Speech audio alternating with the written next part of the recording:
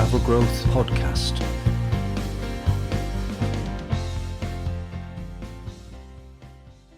Hello, and welcome to the Travel Growth Podcast. I'm Tom McLaughlin, founder of SEO Travel, and this is where I speak to successful travel business leaders and dig into the successes, challenges, and learnings from their experiences over the years, so you, the listener, can take away actionable advice to enhance your own businesses and maybe even lives too. My guest today is Dave Cornthwaite. Dave is a man of many talents and achievements, so trying to sum them up in one brief sentence is too tricky, so I haven't tried. He describes himself as an adventurer, speaker, and community creator. In 2006, Dave skateboarded across Australia, the full 3,618 miles of it, to break the world record for the longest skate journey, which began his Expedition 1000 quest, where he's aiming to complete 25 journeys, each one a minimum of 1,000 miles, each one using a different form of non-motorised transport. So far, incredibly, he's completed 15 of the 25, and every single one of them is pretty incredible when you read about them. He's also the founder of the YesTribe, a community of more than 10,000 people around the world with the aim of making a culture of happy, kind, yes people the norm, and to help foster dreams of living and working based around passions and hobbies. As part of this, Dave was chosen as a fellow of the Facebook Community Leadership Programme, going into the belly of the beast and getting advice from inside Facebook in Silicon Valley in how best to flourish on the platform. On the 1st of January 2020, Dave was awarded the Points of Light Award by the Prime Minister, which recognises outstanding volunteers who are making a change in their community and inspiring others in recognition of his unique message of positivity. And it goes on. He's also an author and podcaster, having written 3 books ranging from dating to adventure, and now he runs the Self Propelled podcast, where he explores the drive, motivation and secrets of people who take the road less travelled. He's now in the process of setting up Big Sky Hideaway, a glamping and event space, an all-round escape in Lincolnshire, powered by renewable energy and with community at the core of its purpose.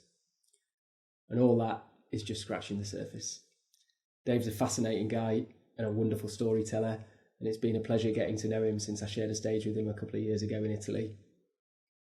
He's been a real inspiration for me since then, as I know he has been for many, many other people. I really love this conversation where we try to delve into just a few of the things that I've mentioned there, and I'm sure you'll get loads out of the incredible life that Dave's lived, especially when you understand the seeds of where it came from, which we can all relate to. We cover the importance of storytelling, how to build community and why that's important, as well as unearthing many of the life tips and tricks that Dave's learned from so many adventures and unique experiences. So buckle up. This is me talking to Dave Cornthwaite. Dave, welcome to the show. Thanks very much, Tom. Good to be here. Yeah, I'm really excited about this one. Obviously, I've heard you talk at conferences and I've watched your stuff and followed you on Instagram and things. So I know a lot about you and the things that you've done. But to be honest, this podcast just provided a lovely excuse to delve into more questions and hit you up on more of the things it's thrown up for me in the past. And I think historically you wouldn't necessarily have been the fit for the kind of people we're talking to, but your new project with Big Sky Hideaway kind of firmly puts you into the category of travel business owner in my eyes. So I'm taking the opportunity and grabbing it with both hands. So looking forward to going through things with you. Yeah, man, me too. And first of all, I wish, having looked at you and your pristine image, I wish that I'd done my hair. So. You wouldn't fit the adventurer bill if you turned it like that way. So to kick things off, let's start with the key question. What's it like to be an influencer? I'm not an influencer. I don't know. You'll have to ask an influencer. Hey, listen, you make a lot of people do a lot of stuff, me included. I think is that do you just discard it out of hand? Yeah. Yeah, I mean, I may occasionally influence somebody, but I'd never put influencer on my business card, or indeed let anyone call me such. I think I'm worth more than that. Yeah, absolutely. Put it in the guru category. You have to be a guru. Yeah. Let's go to, so if others would have that opinion of you, let's go to, like, I don't want to cover necessarily the in depth the big story of how you came about, because you've talked about that a lot. But if you could, for people who don't know it, give us, I guess, a quick précis of coming out of education, what you did, where you were, and I guess what caused you to start the journey that you're on. Yeah, cool. 30-second life challenge.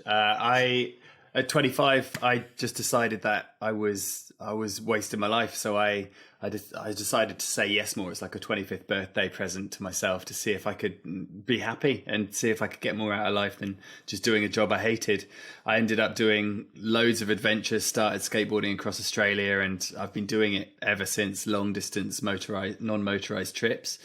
After that, not after that, because it's still going, but in 2015, I set up the YesTribe, which is an adventurous, kind community, a really nice, positive corner of the internet that encourages people to do things they've always talked about doing, but never quite got round to. And most recently, just 2 months ago, moved into a new home with my wife, Em, and we're setting up a renewables powered camping, glamping site. There's alpacas, a big garden, and that's called the Big Sky Hideaway. Amazing. Let's dig into some of those bits then. So you sat at home, you're 25. What were you doing? You were doing graphic design and bits like that, and then what? Just decided, I'm not happy. I'm going to go and skateboard across Australia. Like pull that a little bit apart from what were the steps of going, like, this isn't enough, to going on the challenge. Yeah, I think it would be unfair to other graphic designers to call my work back then graphic design.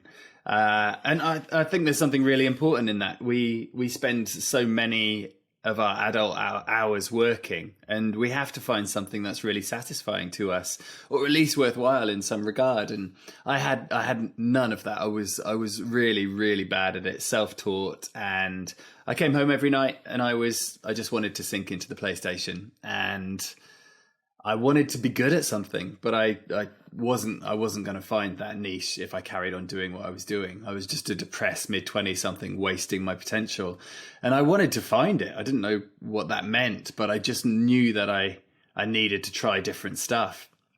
So yeah, I didn't really see the point in being around. Honestly, it was a dark time, and I can be a bit trivial about it now, but I can see how easy it is to be stuck in that cycle of doing the same job day in, day out to pay the bills, just because we need to survive somehow. And I guess I hit all the confluences. Relationship was bad. I didn't really want to be in South Wales and Swansea anymore because it rained all the time.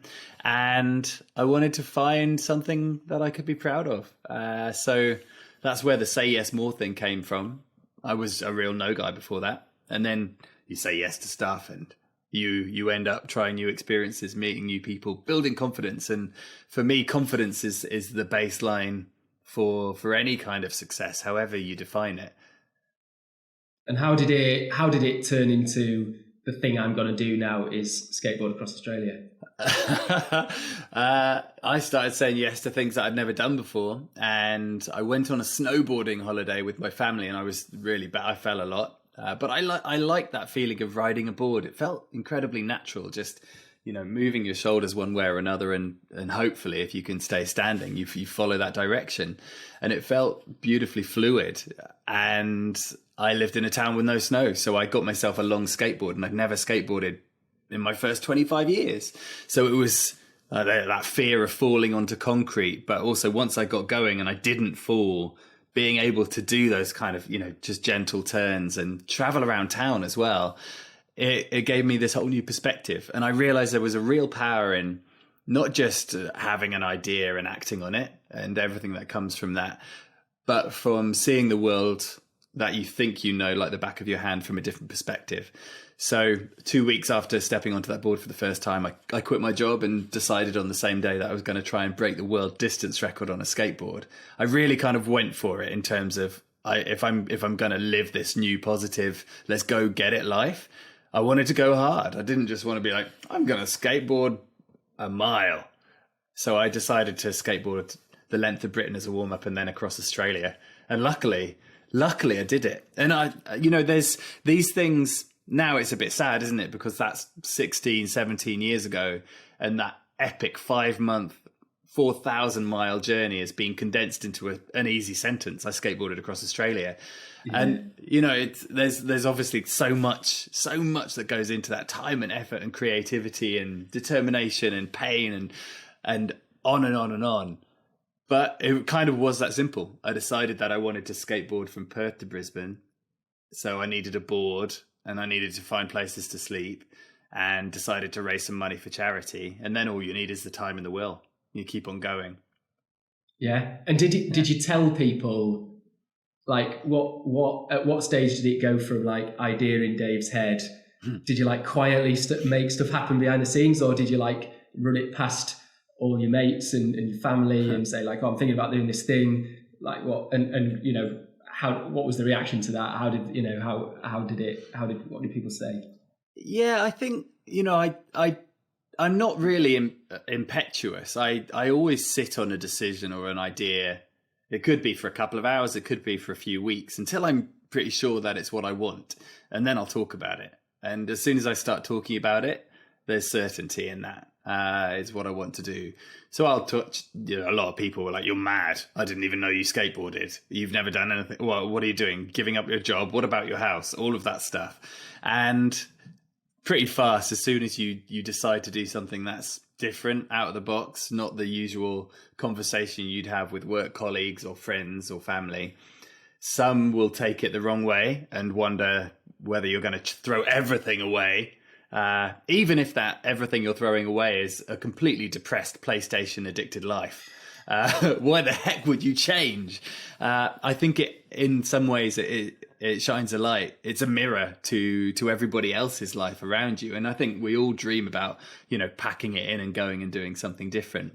And I realized that pretty fast, that when people were asking me whether I really wanted to give up my job and do this thing, and what about the snakes and the spiders in Australia, they were just talking to themselves. I mean, ultimately, when I came back from that trip, they didn't ask any questions. They didn't care, So you've got to do this stuff for yourself. Yeah, absolutely. I think, kind of putting the like business lens on that, I feel like there's, starting things up in that way is exactly the same kind of thing. Like you say, people walk away from a salary, or you're taking a big risk, or you're doing this or that. And like you say, when you put it in perspective and you sort of think, what's the worst that could happen? Yeah. Actually, the worst that could happen is often the status quo rather than the change that you're talking about making. That is totally the worst thing that can happen. The risk is staying where you are in an unhappy place. And I think on the business side, I didn't realize it at the time, but I have a real project manager's outlook on things, and I wanted to create this lovely project. I made a bad website about my board free journeys, and I reached out to media and I learned how to write copy and promotions and design adverts and just tell a good story, which I needed to in order for people to believe in the trip enough to, at that time, donate money to the charities I was supporting. And on and on and on, each adventure I've done has basically built itself out of a little project. And now I feel pretty accomplished, even though I'm just starting my first business. I feel really, really confident about it, and it's going really well. Like we were in the Guardian top 30 staycations last weekend. We haven't even opened yet. Amazing. How do they know? Just an insight into journalism there and then. yeah. Brilliant. So when did it turn from okay, I've done the Australia thing, to Expedition 1000? Like, where did you do a few, or was that the plan from the start? Did you come up with that as a concept that it would build towards? When I decided to skate across Oz, I had no idea what was coming next. I just knew that if I could skate for 5 months and maybe break a world record, but just have that journey, I felt very hopeful that it would open a door at the end, or a few. And then I just choose to live life a bit more organically and follow the opportunities, whatever they might be. It took me 2.5 years after the Australia trip to do another adventure. And in that time, I was just kind of muddling around, learning I wrote my first book and did a couple of other social projects, things like 50 ways to make £50. And I also wrote a book about dating as well. As it was a kind of a comedy, a hapless, unconfident person trying to date, beating off those bullied teenage years, trying to realize that having ginger hair didn't completely send me into a life of despair and loneliness.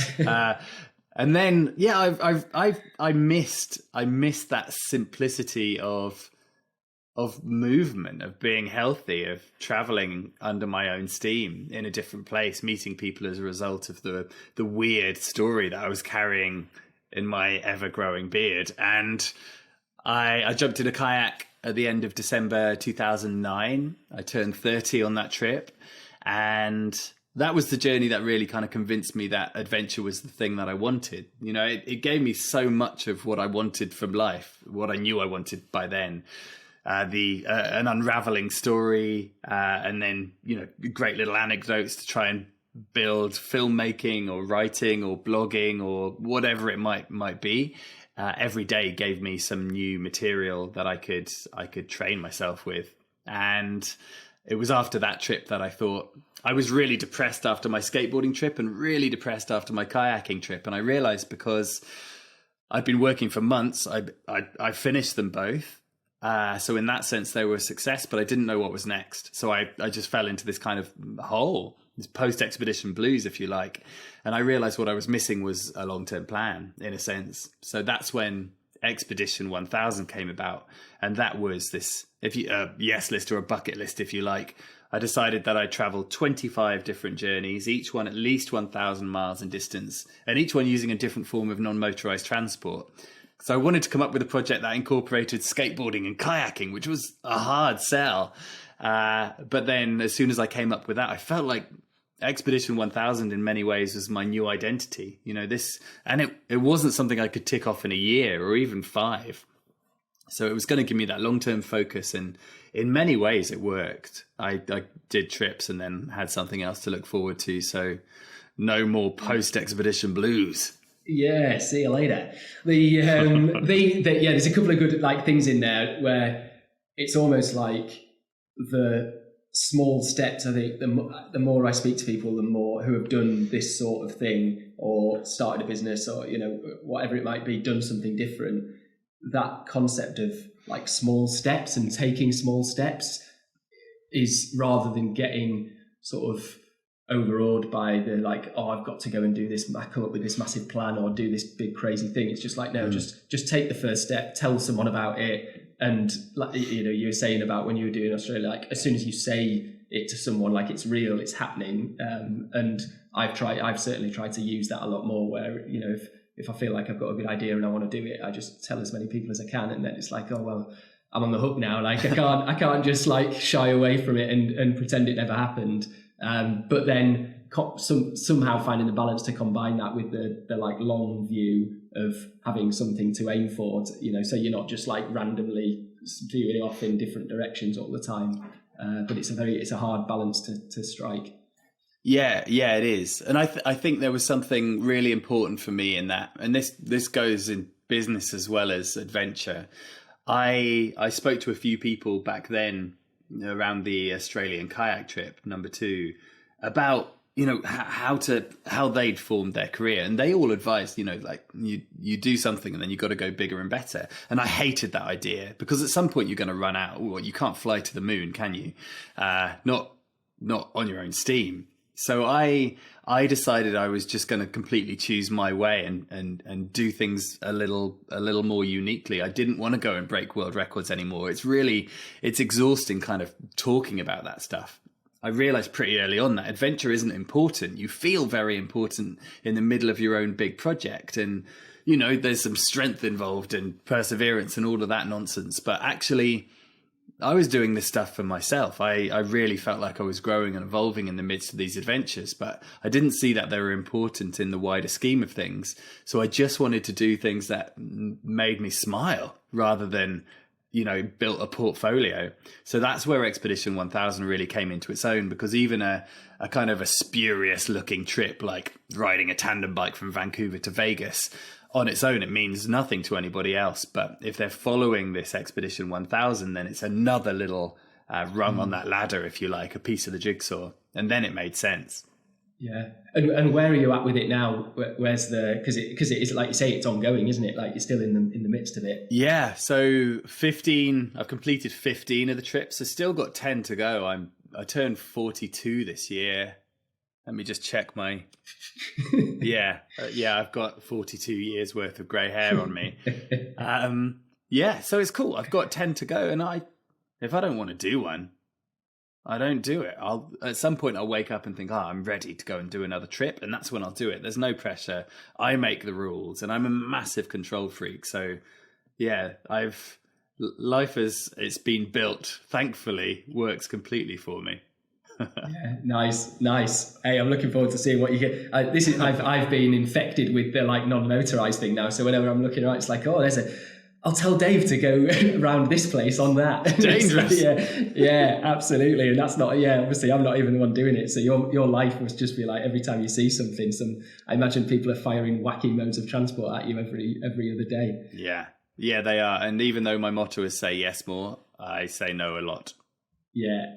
Like you say, you can't, as you say, more is the key word, isn't it? It's like you cannot say yes all the time, because you just end up doing what other people want you to do, and that's the opposite of what it's about. Exactly.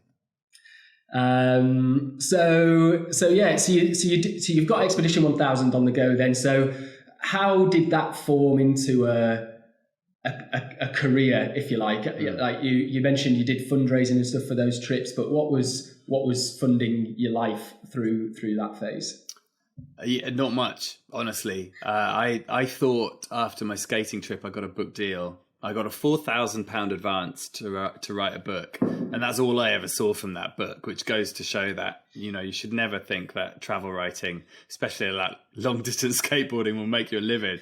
And for me, I said this to you before, it's not what you earn, it's what you don't spend. And I realized pretty fast that I probably needed a good 6 or 7 years minimum to literally train myself up in skills that I really enjoyed.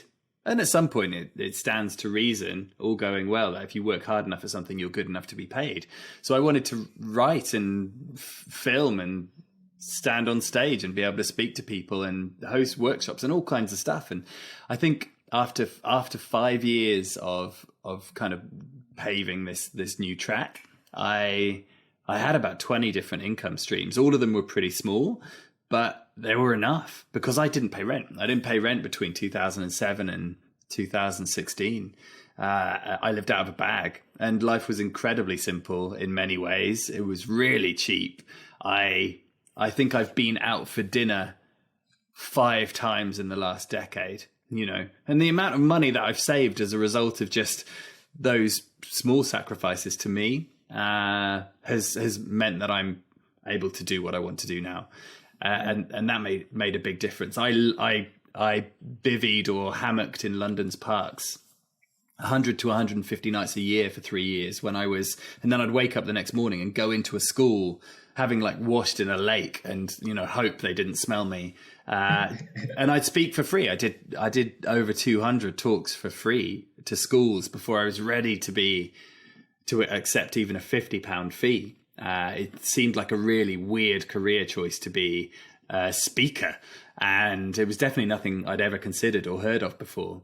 But as soon as I felt good enough, I'd done those talks enough, it's continued. And it's all word of mouth, no agent, no cold calling, no nothing. I'll only ever do a talk if I've been recommended, and I'm over 1,000 in now. Yeah, amazing. Well, that's obviously how we first met. Yeah. And you have something like, having watched that, it's like it's no surprise that people keep wanting to hear you, because the stories that you've got to tell are amazing, and like you say, all those skills that you've built up all kind of combine into presenting something in an extremely engaging way that not just clickable PowerPoint that I got subsequently found out about after I had to bloody follow you. Interestingly, on that, so you're talking about the speaking, I found a fantastic quote via your own website as well, so it's not to chuck you under the bus. But Dave Cornthwaite is a motivational speaker so full of himself, I'm shocked he does not sell videos of him kissing himself, which I found on your own website. So yeah. Obviously the trolls will always be there, but yeah, the trolls are always there, and I think you found it on my They Need a Hug page. So I think everything has some power, and I was bullied pretty badly at school, and I think about even a negative tweet from a complete stranger 5 years ago, I wake up thinking about it sometimes. That stuff really hurts me. And it's stupid. So I try and take this negativity. Luckily, I don't get a huge amount of it. But now, of course, we live in that age where everyone feels like their opinion should be heard. So yeah, I just think if someone is willing to disparage someone they've never met before online, then they need a hug. So I've got a page called They Need a Hug, and I put all my trolls on there for the world to see. It's well worth a read. Well worth a read. So you mentioned, you've touched on the kind of Say Yes More stuff, and that sort of morphed into the YesTribe and the things that you're doing there. So tell us a bit more about that side of the activity and the things that you've done. Yeah, so Say Yes More for me was a personal motto for many, many years. I didn't really talk about it. It just kept me going. It was my fuel. And then at some point I did start chatting about it. Question, why do you do this stuff, and how do you do all this variety of things? And saying yes more was the obvious answer for me. I then designed naturally some bad T-shirts and started wearing my motto. So I pull on Say Yes More T-shirts every day, and now and then someone who clearly had no fashion sense said, "Oh, I'd love one." So I started selling them after my talks, and then in 2015, I decided to try and find people who in London, a city where, people rush around from office to station to home without seemingly any care for anyone else. Busy city life. And I missed the kindness of strangers that I found on every day on my trips. But I'm pretty sure most humans, if not all of us, are innately kind. It's just life's pressures make us unkind sometimes. So I decided to try and turn my Facebook audience, a few of whom were in the UK, into real people. And I did it by posting an advert on Facebook, "Come camping with me," on a school night in London. And so the legend goes, 19 people turned up underneath the train station clock. And that was the beginning of the YesTribe. And there's over 20,000 people in the YesTribe around the world now. We've got over this ecosystem of over 100 pages and groups on Facebook at the moment. In 35 different countries. So the YesTribe has gone from strength to strength. And the amazing thing is, as soon as you surround yourself by people who will support you, regardless of the madness of your ideas, of your ambition, or even, the smallness of your steps, it's so easy to get things done when you're surrounded by cheerleaders instead of gremlins. And that's the base of it. That's what's come out of all of this. It's pretty cool seeing what people are doing now. That's the antidote, isn't it, to the people who you tell about this crazy thing where you're skateboarding across Australia. If the people you're telling are that kind of person, then you're only more likely to go and do that wacky idea that you've come up with than if you tell your mates down the pub who just want to go down the pub forever. Yeah, that's it. And I mentioned earlier on the trolls, everyone seems to have advice that they want to impart, often about things that they've got no experience in themselves. And I think it's the biggest downfall of well, maybe it's not the biggest, but it's a big downfall of modern day population, is that if someone says something like, "I'm going to go and skateboard across Australia," someone will be like, "Oh, have you thought about this? But what about this? Or maybe you shouldn't do this." And I'm just like, I didn't ask for your advice. Only take advice if you ask for it. It shuts down that side of it. And I'm constantly on kind of an etiquette war I think it's a positive battle to wage, to teach people how to talk to each other, because I think we've forgotten, not just because of COVID, but because the internet makes it so easy to be thoughtless in our comments, and words are powerful, Yeah, absolutely. I think, I mean, we've got 3 young kids now, and it's kind of put it's really brought that kind of thing into focus for me, where I think like that exact thing of you've got to be careful about every single thing that you say, because you don't realize like how strong something, saying what seemingly in your head is the simplest little thing, that you can just like embed an idea in someone's head when they're 5, and that'll live with them for a hell of a long time. Mate, for sure. And I always feel guilty after I've gone into a primary school. I don't do this anymore, but I used to go into a primary school and I'd be like, strangers are just friends waiting to happen, which I think is a great message for adults. But you should see teachers' faces when you say that to their kids. Yeah, it's not strictly the safeguarding protocol. And I think going, the community side of things, I think using, again, like Facebook and social media in general, like obviously now they get that, and I think, deservedly in so many areas, like they get that bad rap now of it's the negative angle that comes from it. But this is a great example of like when it works and it's flipped on its head and the positive side of things come out of it. So tell us how does that work then? So you say you've got these people in all these different countries. Like what's happening in those places? Yeah, so the aim is to bring people together, often in the outdoors, which has been very difficult in the last year, of course. But we now have I wanted to create an organization where no one was paid. So there was no motivation other than this is worth doing with my spare time. So Ems and I, my wife and I run it, and we have a team of 90 volunteers, just over 90, and they are either tribe or event leaders. So we've got regional tribes all over the UK, and then a few more dotted around the world. And basically, if someone from anywhere in the world says, is there a YesTribe where I am? If the answer is no, then I say no, but you're about to start it.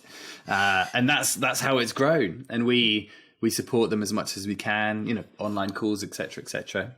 And in normal times, we've hosted over 1,000 online events, whether it's daily 10 a.m.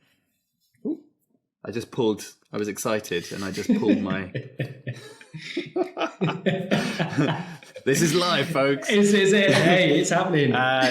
Daily 10 a.m. tea breaks or quizzes or adventure story nights and on and on and on. We'll go stand-up paddleboarding trips. We've got a big double-decker bus, which is our solar-powered community base camp in more social times. And that's just over there for me now. And we've got community woodlands and all kinds of stuff. So whatever people want to do, whether it's learn how to bake or plant veggies or how to sling up a hammock or start a fire for the first time, we run workshops and events that bring people together with other people who know how to do that, and we just help each other.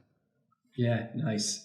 And I guess that kind of community angle, that community sense, like as being a big part for you in like, I guess develop, I joked about it being an influencer, but it's like, the good sense of being an influencer in terms of like, if you do good things and people follow, then that only sort of helps you ride a bigger wave together.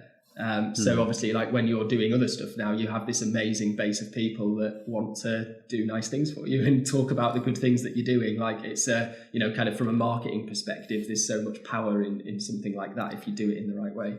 Yeah, definitely. I felt kind of between 2012 and 2015 as my speaking was taken off. There'd be a line of people after each talk just waiting to chat, often at a bar, which was awesome. And I just felt it was an inefficient way to spend time. I think if you're lucky enough to have unique experiences or knowledge, you should definitely share it. That's how evolution works. And for me, rather than, answering 100 emails a day, I thought, part of starting the YesTribe was I want to be accessible. I want to be able to just chat to people around a campfire and get some good shares rather than, just a quick rushed line on email. And And that's definitely worked out. And I really do believe that if you volunteer a lot of your time, then good stuff comes back. I call it karma or call it whatever you want. I'm not really sure. But it seems to me that if you put good stuff out there, then good stuff comes back. And the world is beautifully cyclical when it gets going like that. Yeah, nice. And I guess a lot of this ties into like Facebook's quite a big part of this, and I know you have you're an ambassador of some form, or you were on some sort of program historically. So tell us a bit more about that, and I guess if you can tie it into maybe some suggestions as to like how, if there's a business owner of a company or something, like how do they make the most of that platform? Is there anything you'd recommend from your experience on that? Yeah, for sure. So the YesTribe was chosen as one of 100 communities for the first Facebook community leadership program. So they ran that for 1 year, and it was brilliant. It was great to go kind of into the belly of the beast and meet the hierarchy at Facebook and realize that all of these guys get panned constantly are super smart and very, very well intentioned. They're just kind of catching up constantly with the evolution of their platform, which of course has opened up communication in a way that nothing else ever has. And I think that it's a brilliant platform if you use it well. But of course, there are some people with less wholesome motives out there who can use exactly the same tools to spread anger and fear and badness. I think that's always going to be the case. We know more than ever now that 50% of the population thinks in a different way to us, whether it's Brexit or Trump or on and on and on. Not everyone agrees. We have to understand that that's fine. And we just need to find a way to disagree nicely with each other rather than try and impart our the way we see the world on everyone else and get angry when they don't take it.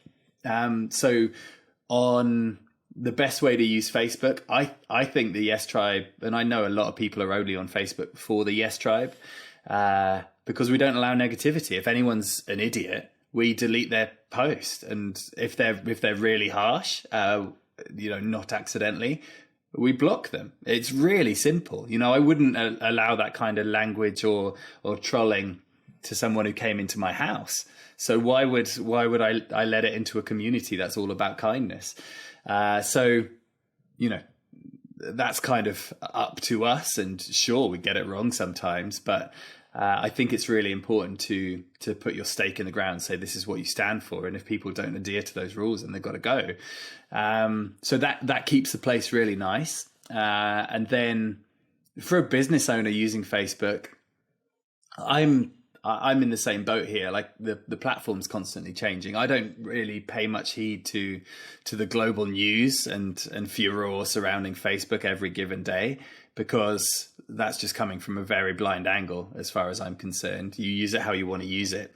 But the platform itself limits engagement to businesses, especially if you've got a page, and often you have to pay if you want to get good engagement. And whether that's there's so many different factors that go into kind of boosting a post or making an advert on Facebook. It's all about your content as well. You can't just blame the platform. So all the stars have to align for a really good advertising campaign on Facebook. But here's the bad thing. As soon as you start paying money to boost a post, Facebook recognize that you're paying money, and then your organic reach is really, really limited because they want you to keep dishing out. So I'd say if you're on Facebook, never ever pay a penny.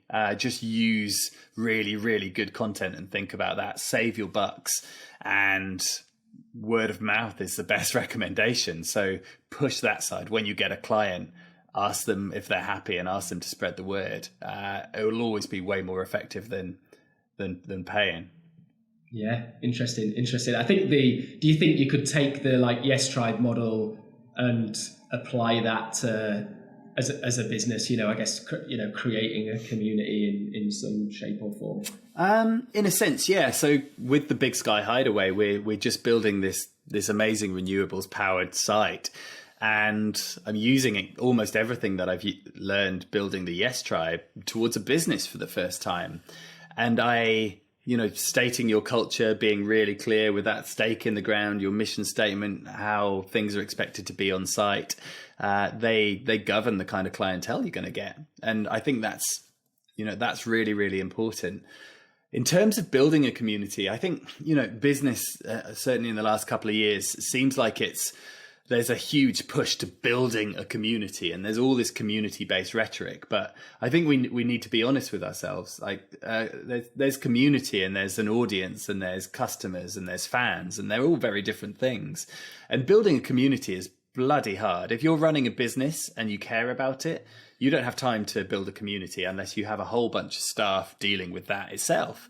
You don't need to build a community. You just need to build a solid base that trusts your product. You've got a business, therefore you've got a product or a service. And, people aren't going to, even Nike don't have a community. They've just got people who wear their shoes and sometimes appreciate their content.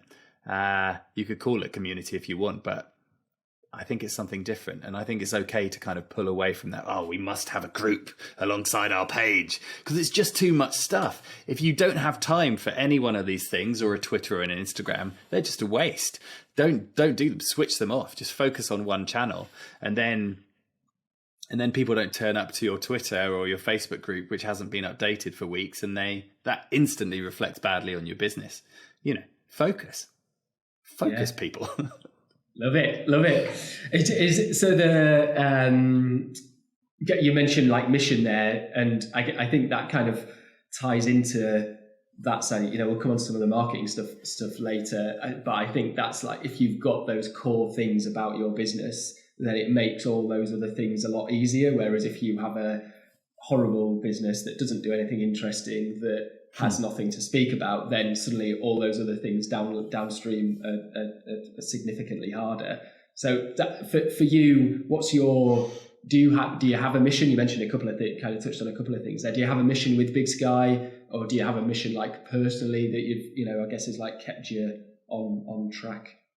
No, I don't have a mission statement per se. I really believe that kind of being kind and generous with your time is just a central theme to being a decent human, and everything else kind of bounces off that. I think, giving yourself time to have rest and be creative and ambitious and audacious is also really important to kind of develop those confidences that we wouldn't get from a kind of a more stable life. And simply for me, if there is a mission, it's bringing like-minded people together. Often in the outdoors, we live in a stressed time. So many people spend time inside staring at screens way too much. The amount of people I've met who've never made a fire in the woods, a safe fire, or spend a night in a hammock or even a tent. And that's really sad because I think our anxiety levels are going through the roof. Mental health issues are well documented, and I think we all feel it. And we feel it more when we're staring at a screen and we're inside walls. We're ultimately wild animals. We're not meant to be indoors. And all of this infrastructure around us is just evolved so much faster than we have. And the antidote is to get outside, go for a solid walk. If you go walking in the mountains or even in a woodland, you won't feel as stressed as you do when you're sat in the office about to check your email. And that's just a solid fact. It doesn't matter what kind of traumas are going on, how bad things have been. Spending time outside is really, really good for us. And we realize that so many of the problems we give ourselves are self-made. We worry unnecessarily because if you watch or read any of the media, it feels like a really scary world. But I certainly know from my own experience, I've been lucky enough to travel to over 120 countries, often in very weird ways, and I've met people from every walk of life, and people are just lovely. I've so rarely felt fear. And in fact, the most fear I feel is when I'm driving around the M25. And that's not because I don't have a driver's license and my wife is driving. Moving swiftly on. Yeah. You've kind of built into that. You've obviously done some kind of charitable stuff. When you mentioned again when you've done your you've done your expeditions, you've supported charities, and you did something when I was kind of doing my background. There was things like Project Origins around like planting trees, which totally ties in there. Are there a kind of core set of things you support, or is that something you just do on a kind of ad hoc basis when you're running something you see, or is there a good cause out there? How do you choose those kind of things? These days, it's just this feeling like every decision is made on instinct. I think there isn't anything I've done in the last few years that is completely set aside values based from anything else. It all feels, part of the same pudding. For the first few trips I did raise a lot of money for charity, and I've stopped kind of actively doing my adventures for charity now because it took away from the the base reason that I was doing those trips, and I really wanted a break. I wanted to live slowly and get fit and healthy again. Get rid of the beer belly that I developed sitting in front of a laptop for six months writing a book or something, and not quite hitting my fundraising targets for some reason took away from successfully completing the adventure, or the even more beautiful parts, which was meeting different people every day and developing friendships and working out how different cultures survive, and bringing that perspective back to my own life. So I don't actively raise money for charity anymore.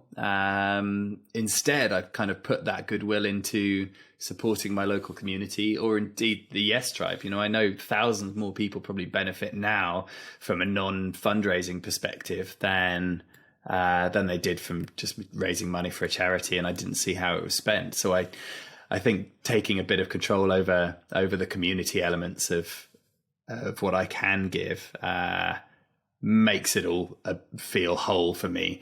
And then now and then someone will say, like, we've just given away a few nights on our converted American school bus to the local NHS workers. That's a really simple thing that I can do. And also, we've just spent every penny we have to try to get to this place, and we've got a lot of debt to pay off over the next few years. So I'd rather give something that I've got already rather than give away money that I don't. Yeah. Well, that's it. It's about impact, isn't it? And I guess like you say, when you've at a very sort of micro level, like people think about what can I do for charity, and if you're sort of normal man on the street, then it's like, oh yeah, the best thing I can do is give some of my cash to these places. But you've spent a long time and worked extremely hard to kind of build up the skills and the audience and all those kind of things, and suddenly there's a different spin on it then, where it's like you can have a bigger impact rather than just being in a kind of monetary fashion. Then you can do it, and the YesTribe in its purest example is just like all those people that are benefiting from that, that general feel and that thing existing. Yeah, maybe it's selfish too. I want to see the impact that I'm having as a human.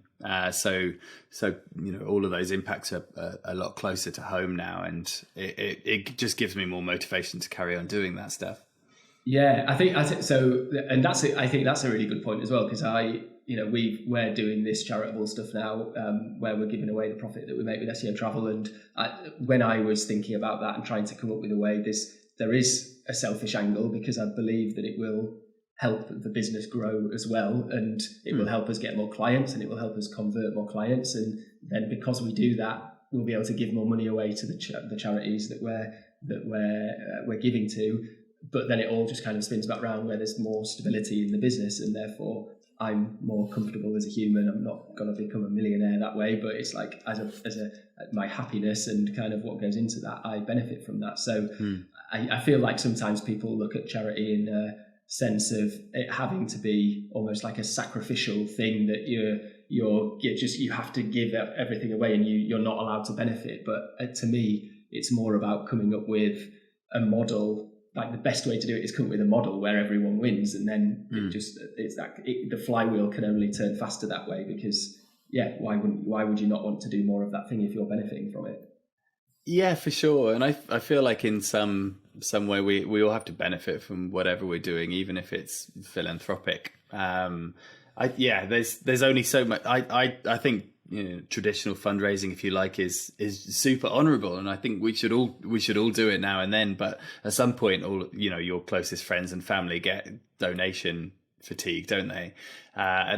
Even something as simple as volunteering for a local social enterprise and helping the local community, that's also charity, if you like. So, the benefits of that are obvious. Yeah, absolutely. Are there any kind of people or charities or businesses that inspire you? This doesn't have to follow on from the kind of charity angle. This can be anything. God, that's a hard question. Yeah, I mean, I'll pick one that's close to home at the moment. There's a new charity organisation called Cultivating Change, and they are working with people or small groups all over the country now to donate seeds to a new garden. And the idea is that the garden isn't just, sustaining one family. It's a source of education for the local community. So we're working with them now. We've put aside almost an acre of our land here to plant veggies, and we've never really done it before. So they're helping us through all those steps. But the idea is that we share our journey, building a garden, raised beds, hydroponics, polytunnel, and all of that stuff, compost, blah, blah, blah. And we share our journey. So the idea for me would be that, online for the next couple of weeks, hopefully. And then when people can visit the garden, they can take any of those lessons back and slot them into however much space they've got at home. Even if they live in a high-rise flat, you can still grow plants and veg. So yeah, I'm really excited about that. So Cultivating Change have really helped me kind of think about that model, of learning as you go and then sharing the benefits. Yeah, nice. So on you mentioned learning there. So I think one of the things that has kind of come out already from the things you've said, that you've had this sort of desire to learn as much as possible, lifelong learning. I've seen you talk about that and the importance of it to you. So whether it is graphic design or whether it is writing copy or filming or all these different things that you've learned, how do you go about that? What's your process for learning? Usually I'll give myself a project. I love a good project, as you guessed. So like, for example, this year, and it has to kind of rhyme with what I'm doing at the time, so it feels more and more useful. So this year I'm learning how to build stuff. So every single day this year I've promised myself that I'm going to create or make something new and useful. And it could be something as trivial as a swing for my squirrels or chickens, or learning how to resurface a driveway. Or, this afternoon I'll go out and I'll build a compost toilet for the first time. And that's really helpful. I love doing it. Suddenly I realized that my fingers are getting fatter because I'm using them for the first time. I don't know if you can see, but they're just ingrained dirt. And I love it. I feel like a man for the first time. Yeah. And yeah, it's really nice. And suddenly little structures and things are popping up on our site, and it's making the project feel real. But there's some beautiful satisfaction to even making the smallest thing, a bench. So much more than I ever got from my graphic design days. So yeah, that's pretty cool. And I think shaping it around a bigger project like that, it gives you the motivation. If I get to 3 p.m. and I think, I haven't made anything today, I'll go out and make something. And luckily you can see behind, I've got a huge list of things, and that goes on and on. So that actually, this pin board I stuck it to the wall. That was one of the first things I made this year. So yeah, and that covers all kinds of bases. So it's good. Yeah, it's a nice story. I'm peering up like that, as if that makes any difference to what you're, to what I'm seeing it. Is there anything else, kind of, in terms of your personal qualities, that you think has led to where you are now? So yeah, that lifelong learning is obviously a core one. Like, what else do you think has driven you to get to what you are doing now? I think it's really important to take your work seriously, but not take yourself seriously. Like, I think my biggest quality is that I realize I'm a bit of a clown, and I just kind of muddle through stuff, and I'm totally fine with not being an expert or a master in anything.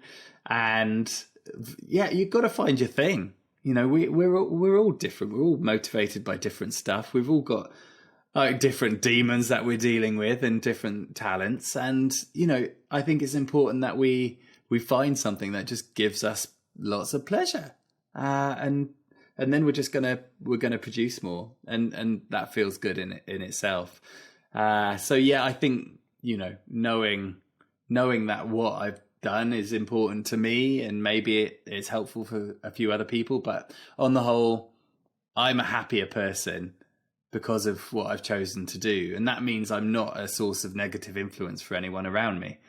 And I think that's a really nice place to start from. I used to be a pain in the ass. You could speak to my wife, and I'm sure now and then I'll be a pain in the ass. I can't deny that.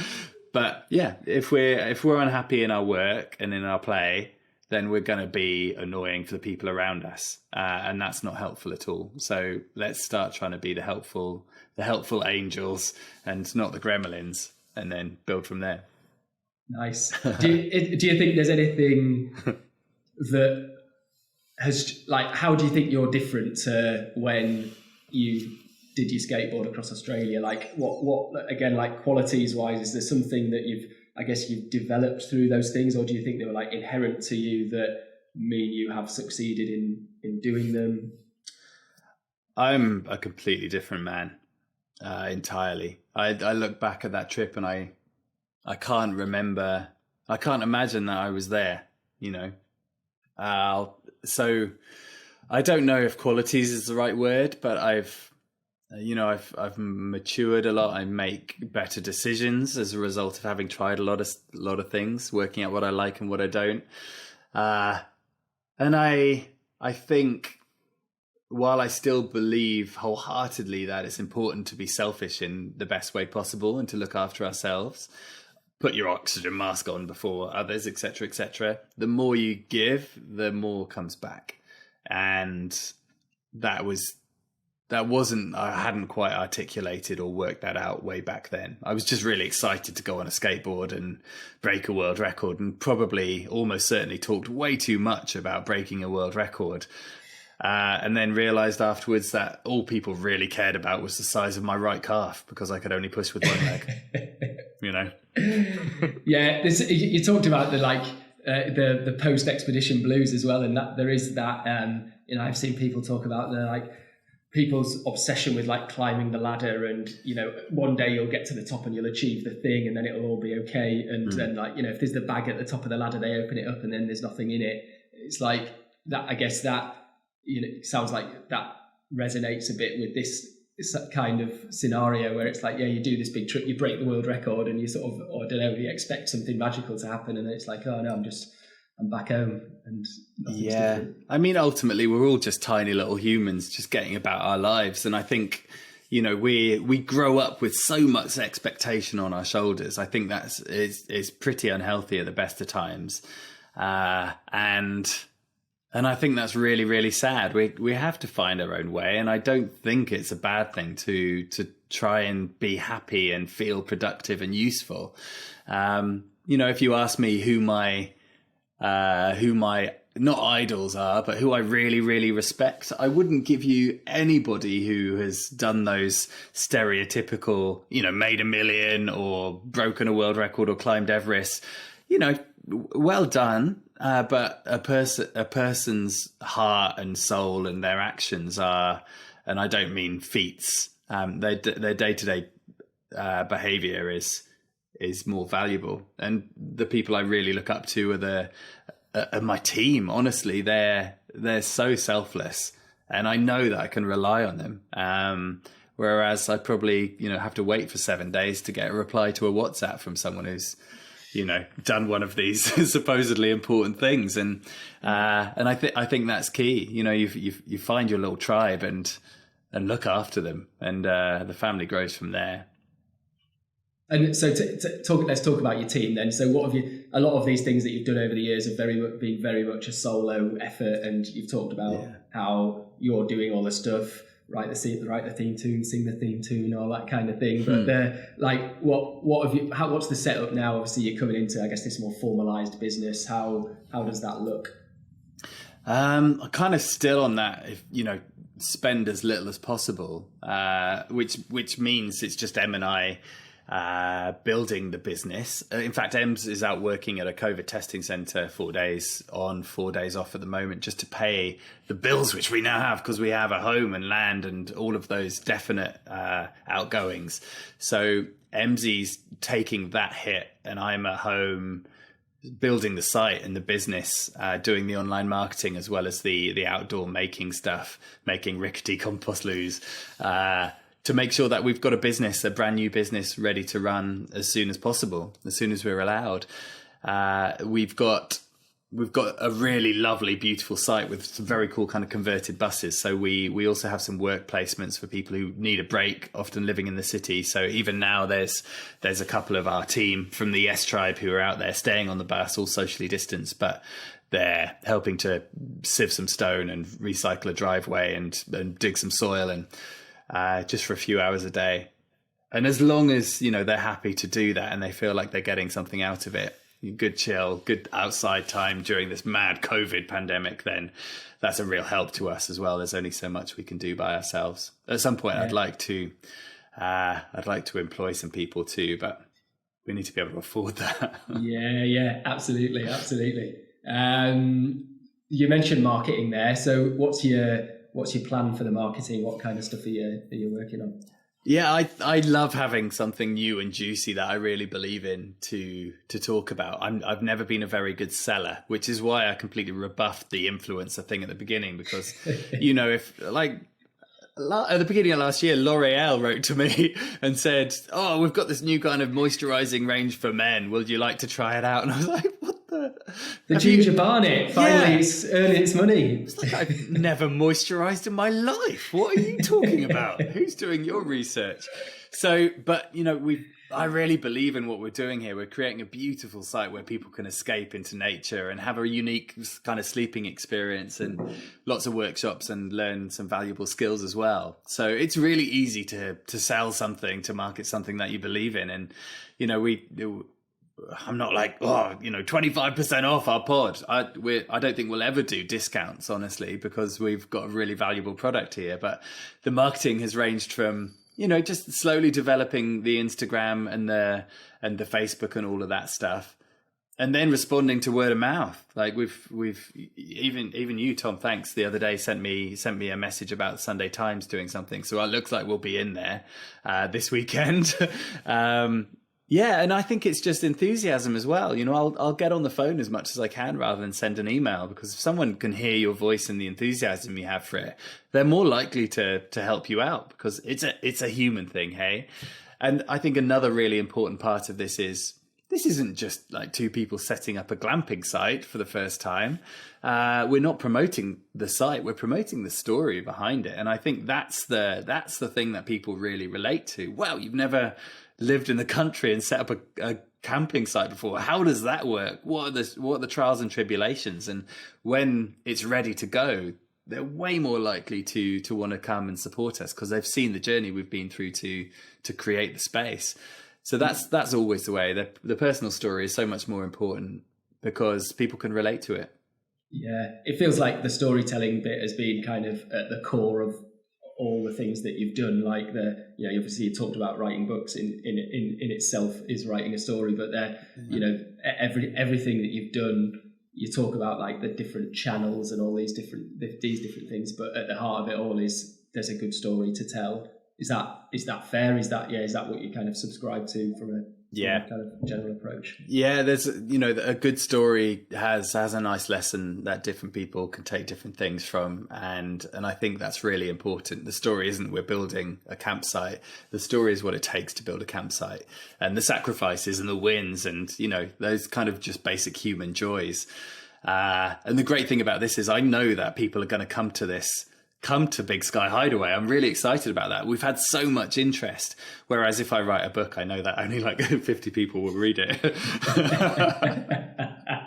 Have you got any? So where does it come from? Like when you grew up, were you a storyteller? Or is it something that's come off the back of like doing stuff? Because I think that's the thing. Is like people might, I don't know, people it's almost like you need the story to tell. So, and if you try and make up a story, it often will fall flat on its face, and it's not because you're a bad storyteller. It's because you've got no content. Yeah, I mean, it's non-fiction. It's happening, and for me, the most important thing is the doing. There's so many things I've done and stories I could tell, which I haven't because I'm too busy. I'm a compulsive doer. I need to be on something the whole time, and now and then I'll think, I could share that, but I don't do it so I can share it. I do it because I love it. So I know I didn't have any stories really as a kid. Certainly not any worth sharing because I didn't have any life experience. But as soon as I started like going off on these trips and meeting different people and finding out how they lived and realizing how difficult it was to water bike down the Norwegian coastline or ride a kick scooter around Japan, and subside off vending machines, then life felt interesting. And it has to start with a funny. Like I have to be able to giggle at the randomness of it, and then if there's a practical lesson, then that's just a bonus. yeah. Have you, like, video? I think plays a big part of this, and is something you've delved into more recently. Have you? And you've got a course. You've created a course to like, I guess, share your experience of doing simple, not needing all the gear to kind of make something that looks good. What would be like your advice to the man on the street? Is it possible for them to create decent video to go with the storytelling? Yeah, this is the best camera we've all got because we don't have to buy another one. And it's amazing what you can do with a smartphone. I completely forgot about that thing right at the beginning of COVID. I did two things. I set up a podcast, and obviously because every middle-aged white male set up a podcast at the beginning of COVID. Oh, I hate those guys.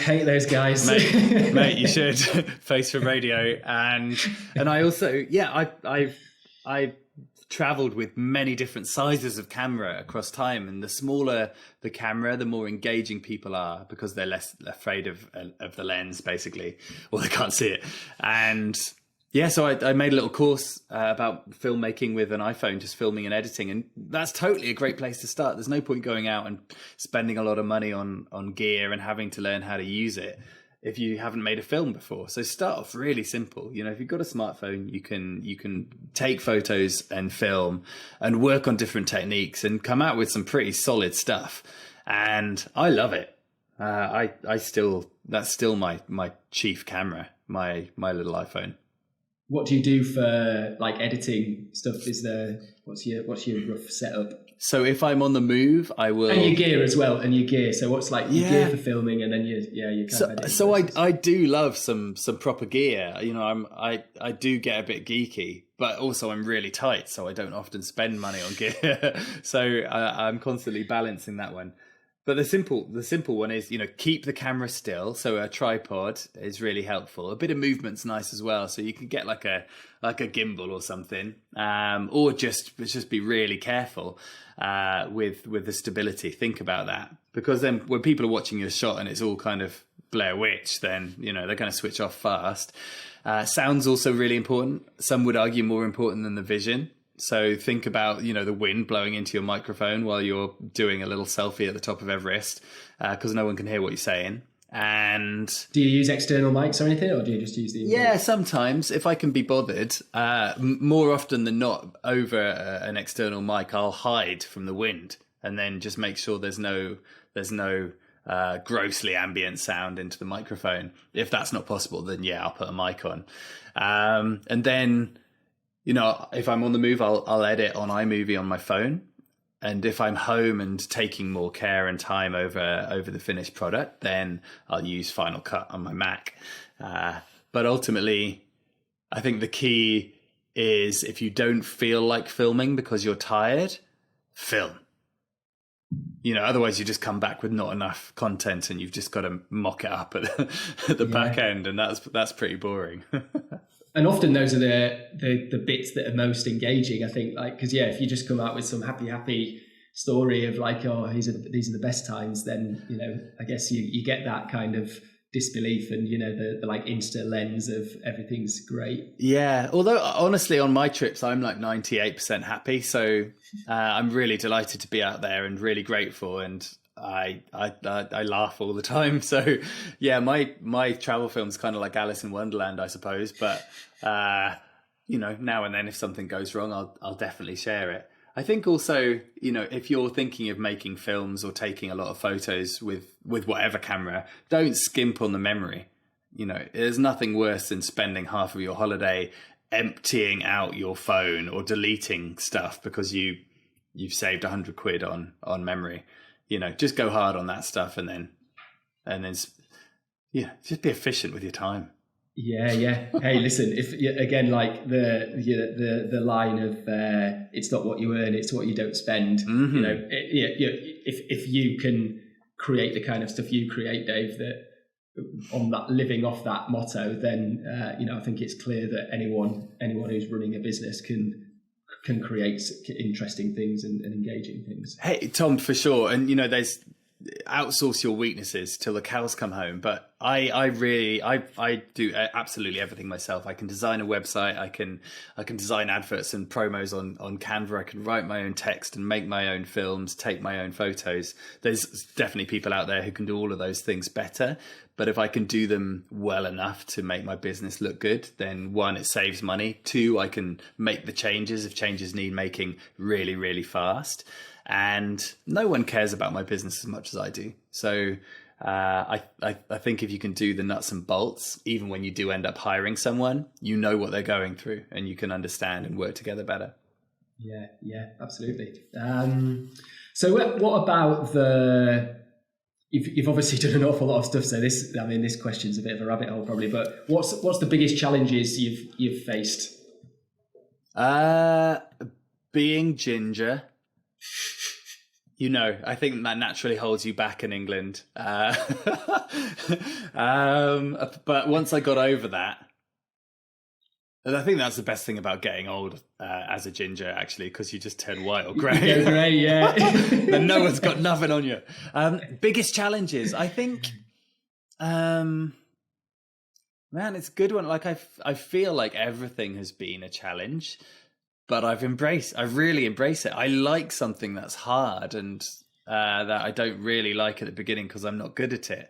Because I know the more I put into it, the better I'll get. And actually it'll become a skill at some point. But none of the challenges have been on the road or the water. I think they've been just battling that hopefulness versus patience. And given time, everything works out as long as you've got a good attitude. I think probably the hardest challenge for me is managing a team. I spent so much time by myself on down rivers and in deserts and all of that stuff that I really know what I want from life, but I find it hard to find anyone else who meets my motivation levels, my expectations for myself. And if I've got a team around, I'm tough. I think I'm a really hard person to work with or for because I expect so much.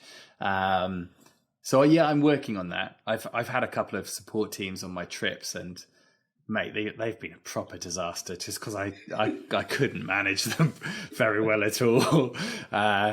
So yeah, maybe one day I'll be a good team leader, but all in good time. Have you learned anything? I totally kind of agree and empathise with that. All the things that you've said. Have you picked up anything? Do you feel like having done that a bit more, you've worked out any habits, any ways around that to be better at it? Yeah, I'd like to think I'm a bit more kind of understanding and patient. I don't know. It's hard for me to say, honestly. Like I've ended up leading loads of teams, whether they're expedition teams or mindset growth teams or the YesTribe. But yeah, I think as time goes on, I'm less pernickety about certain details. But if something needs to be done, you need to set expectations ahead of time if you're not going to be doing it. and having that chat up front just puts everything on the straight and narrow. Just saying something like build a wall isn't gonna, I don't know why I used a Trumpism, but it's not good enough. You need to be like, this is how big the wall needs to be. This is how high, this is how long from here to here. And if everyone agrees on it beforehand, then there's nothing left to lose, in that drain of understanding between two people. And I think that's really key. Like, communication is everything. I'll say now, which I never, to my teams now, which I never did before, was, or at the beginning, is, guys, if you're not happy, then I'll talk to you. I'll be able to spot it. Beforehand, I left it to them to talk to me if they weren't happy. And that's really hard to do sometimes. And I didn't recognize that. And then, problems just brew and simmer. And at some point they just get too big to deal with. So yeah, if I spot a problem, I'll reach out and deal with it before it becomes a small volcano. If I can. I know I've got some learning. Let's talk about leadership in 15 years. I might have something useful to say. Yeah, round two. And you in terms of like the challenge stuff there, you mentioned, the sort of umbrella that I took from that is a lot of the challenges are in your head, like rather than being, like you say, do a thing or try and accomplish this. Have you got any like daily routines, like habits things you do to help harness that, be better at that? No. Every self-help blog I read, is either like drink a pint of water, have coffee, sleep well, make your bed before you do anything else. It's all nonsense. We all work totally differently. So you can read as many gurus as you like, but honestly, just don't waste time. We've only got so much time. If you find yourself procrastinating, just stop. Give yourself a list, write a to-do list of things, and then just crack on and tick them off. And don't put too much pressure on yourself either. Find that lovely balance between rest and productivity. If you're getting to the end of the day thinking I could have done more, then you're naughty and you need to do more. If you're getting to the end of the day and you're absolutely knackered, then it could be worse. Yeah. Excellent. That's a refreshing take, Dave. I think, there's a lot, obviously, like you say, there's a lot of, you touched on it earlier, like mental health is a very prominent thing now. And there's, you can read something new every day about like someone else's take on something. And often the world we live in kind of falls into like, give us a hack for that thing, rather than it just being the general concept of do something that makes you happy, and if that, find it and then do more of it. For sure. Hey, the only thing would be just get outside a bit more. If you're feeling really stressed, then just walk. There's probably things that are baked into what you do, I guess, that maybe are, you don't even view them in that way, and that being a good example of because I know I've been saying it to our team of being like, go outside for an hour a day, try and set a thing of, you have to go and do this thing as a habit, and if you do it as a habit, then you will just consistently feel better on it. And obviously, that's just something you naturally do. But for many other people, it's just not a normal thing to be done. They're still in PlayStation and cat land. Yeah, sure. And there's time and place for that. But I think we need to, that balance between feeling like we've had a good, productive day and just taking everything too seriously. So give yourself a break. I think we have mental health issues because we stress and we're anxious. And if that's the result of a bad decision, then do your best to undo that decision and give yourself some time off. But life isn't, at some point we're just going to be dead, aren't we? And it doesn't matter how we're feeling right now. So let's try our utmost to feel as good as we can on any given day. We're not here to leave a massive legacy. In a few years, we won't be here, our kids won't be here. And I don't mean to be down on it. It's just we're tiny little dots floating in a universe. And I think we take ourselves ever so seriously. And there's nothing better than having a good giggle and a laugh. So watch a comedy. If you're feeling down, watch a comedy, go outside and drink some water. Just like that. Easy as that. So what advice would you give, Dave, to if there's someone kind of thinking about starting their own travel business, or if someone's like in their early days of doing it, what advice would you give to them? Find your unique selling point, and that's basing it around you. We've all got a completely unique mix of experience and talent and personality. And if you can put all that in a pot and stir it up and spit out a business, then I think you're onto a winner. Just work hard. Just be prepared to go freaking hard at it and learn all the skills that you need to make that business successful. Like I said earlier, if you know how to do a little bit of everything and you can make the business work completely by yourself, then you'll be in a better position to manage a team who eventually will make you the success that you'd like to be. Have a garden. Have a garden as well. Don't just have an office. Have a unique office where people really want to come and be. I don't know, man. I don't really have the best things to say about this, because I'm starting up my own business in a 14-acre plot of land which is dead flat in Lincolnshire, and I feel really, really lucky to be here. And my office is a double-decker bus. So, hey, listen, I think it's kind of that creating the thing that works for you again.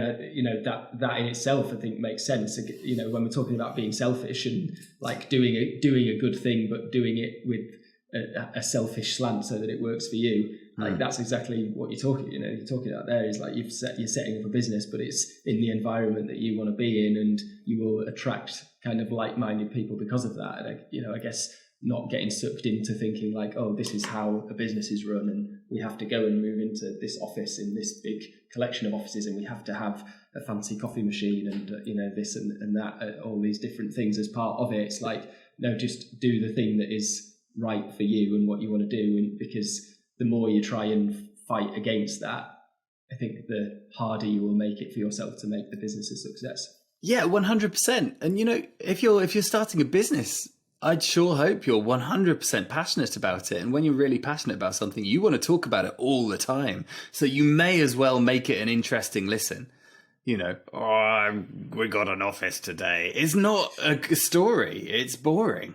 Make it cool. Be excited about the tale you're telling and living, and that means doing things a bit differently. Otherwise, at some point, you'll just get bored of yourself as well. And there's nothing worse than someone who's bored of their own business. Well, there are worse things than that, but that's pretty bad. Yeah, absolutely. So tell us about the future plans for you then. So what's coming up? Obviously, Big Sky Hideaway is the big focus at the moment. Have you got any? I guess YesTribe's kind of taking care of itself. Expedition 1000 things are coming up. Are there any particular plans on those front, or is it just head down, get Big Sky right? Tom, I'm really happy where I am right now. It's wonderful just being outside, learning how to saw up wood and make little structures and plant trees and things like that. I have absolutely no urge or want to go away and do an adventure or an expedition at the moment. I've still got 10 of these 1,000-milers to go. And if I get too comfortable here, I might regret that. But in a month, we've got alpacas coming. So we'll have four pregnant females turning up with their little furry faces, which is going to be brilliant. They'll be giving birth like a month or two afterwards as well. So then we'll have 3 little baby alpacas. How can I even think about like swimming 1,000 miles underwater or, canoeing down the Yukon? At some point, I'll go away and do some trips. But in the meantime, I'm really happy to be in a place that I love to be, having a massive project to chew on. And and then maybe COVID will go away at some point and we'll actually have some guests instead of me just enjoying our glamping pods and buses by myself. Just sleeping in a different one every night. Yeah, exactly. Tell us, just because we've sort of touched on Big Sky a few times, tell us the overall like concept of what you've got and what I guess what it is now and then what it's building towards. Yeah, so we started off with a lovely blank canvas, and Em and I have a home right in the middle of our woodland, so it's nicely tucked away from the land where the camping will be happening. We've got 4 acres of woodland and 10 acres of meadow, split into 3 different meadows.